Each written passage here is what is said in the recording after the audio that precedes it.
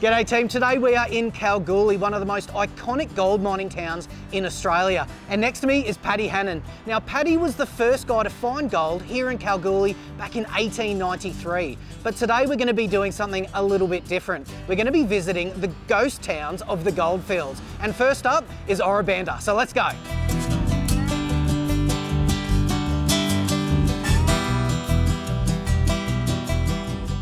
Paddy's find sparked one of the biggest gold rushes in the world, with mines and towns popping up everywhere.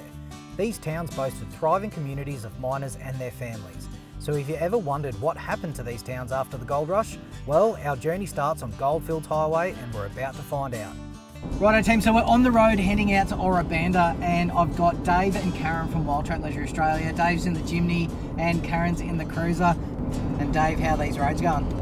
Excellent, mate. Looking forward to getting out to this first ghost town that we're chasing today. Righto, let's head out there.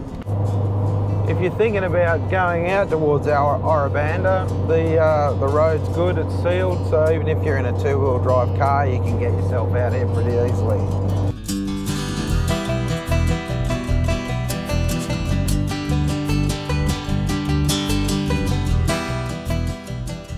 Righto team, here we are at Ora Banda. This is a fascinating little ghost town, but the pub has a great story. Let's check it out.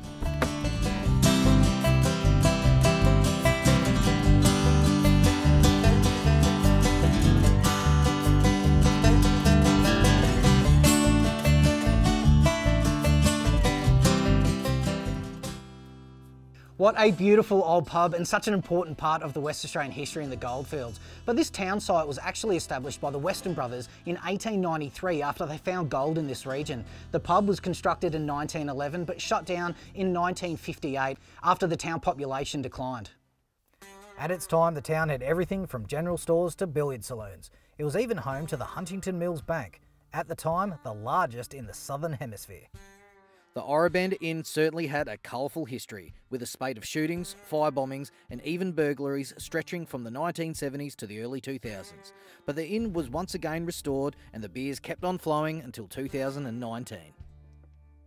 However, misfortune struck again and the inn burnt down for the last time, and all that's left is what you see here today. The current owners want to see this grand old inn restored, but only time will tell.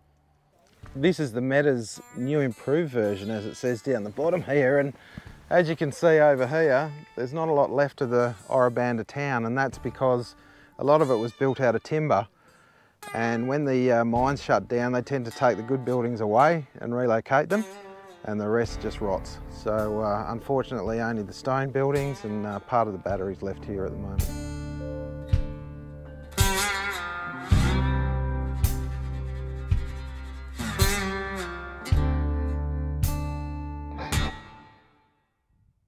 Righto team, so that was Ora Banda. Now the next stop is Gwalia, but there might even be some other stops along the way. Let's have a look.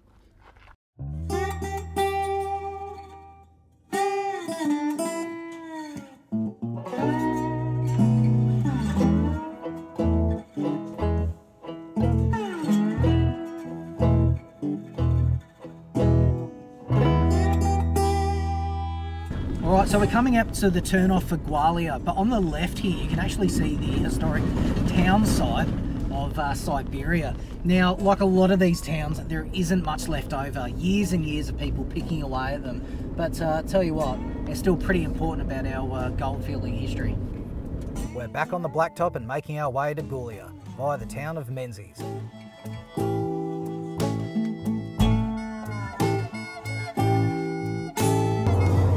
While you're driving out here, you can look into, sort of glance into the bush there, and there's plenty of old mine shafts that have been filled in, and pretty noticeable by a big pile of sand there and a bit of debris around them.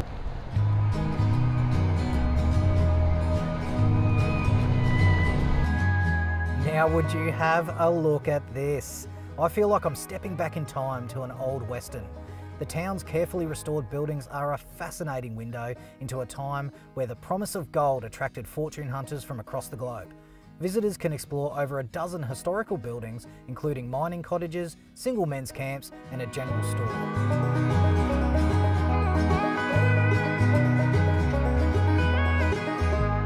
Okay team, so here we are at our next ghost town site, and it is phenomenal to see how much of the town is actually still intact. To think that 1,700 people used to live here in support of the gold mine is absolutely phenomenal. Now behind me is the Gwalia State Hotel, the first state-built hotel in Western Australia. This place is awesome. Welcome to Gwalia.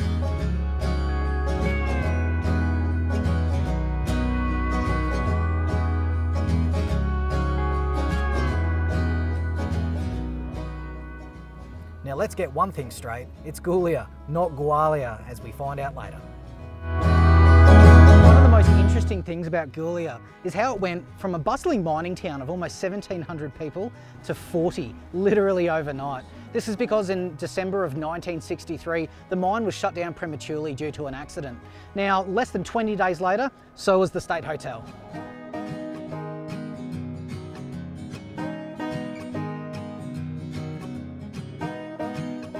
So whilst looking around the mine town, we've come across Neil. Now, Neil, you used to live here in 1942. Yep. That's absolutely phenomenal. And how long were you here for? I left when I was 20, went to Esperance when I was 22. Wow. And what was it like just living here? Like, what was it? It was brilliant, yeah. 60% of the population were Italians, and especially at school, I spent my whole school life here. It was our job to teach the Italian kids how to speak English to go to school, yeah. That's amazing. And they all turned out then to be great friends. And what was it like here in summer? Back those days you had no air cons, so your body acclimatised. Like now in the summer you walk inside, oh it's cold in here, you walk outside, oh it's bloody hot. That's Hot right. out here, yeah, it wasn't a problem, yeah. On the corner there's a big high house, and in the summer we slept out in the back of the house on a bed outside. And I tell you what, mate, what was that pub like? Oh, brilliant. Yeah. Yeah. Because those days Gwalia only had one policeman, and you couldn't drink till you're 21. Right. And the mine was on 3 8-hour shifts then. Yep. But the Gwalia law was, if you're working, you knock off at 4 o'clock, you can go to the pub, have some beers with your workmates. Yep.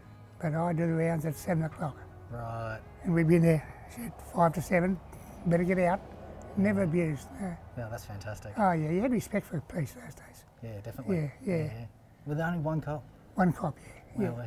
Thanks very much for spending a couple of minutes No, with my us. But pleasure, mate, yeah. Yeah, and it's just to confirm, it's Goo-lia, not Gwalia. Not Gwalia, no. Gwalia. Excellent. Well, I'm glad that we cleared that one up before we left. If God said you can have your young life back again, where would you want to go in Australia? I would just say, send me back to Gwalia.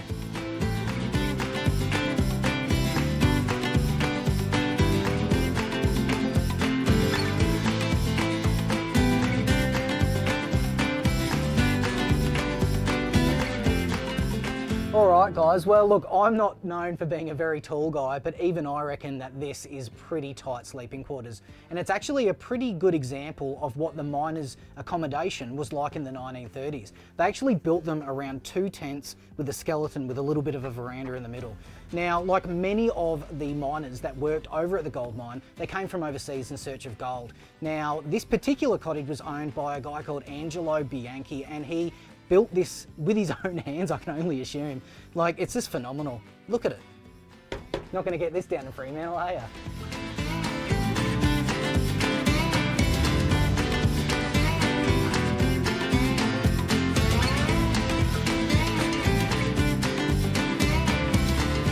What an amazing place. And how good was it to meet Neil?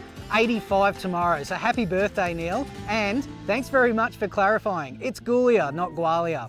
But we're all done today, so it's time to go find a bush camp with a nice campfire. But there's one more ghost town tomorrow. We'll see you there. What a fascinating day, steeped in gold-rich history. But now it's time for a warm campfire and some tucker. Make sure you tune in next episode as we explore more ghost towns of the Goldfields.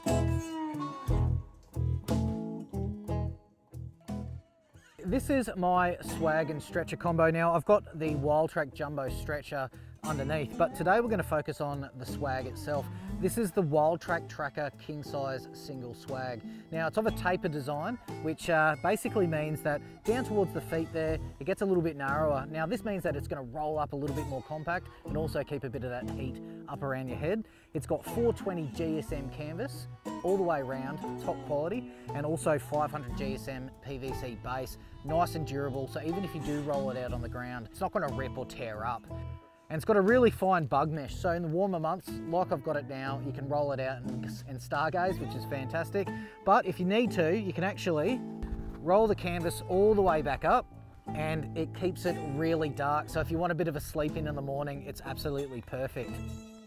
Now, it's got a couple of pockets on the inside for gear management and things like that, but my favourite feature personally is the 60mm high density foam mattress. It's that comfortable, you kind of don't even want to get up in the morning.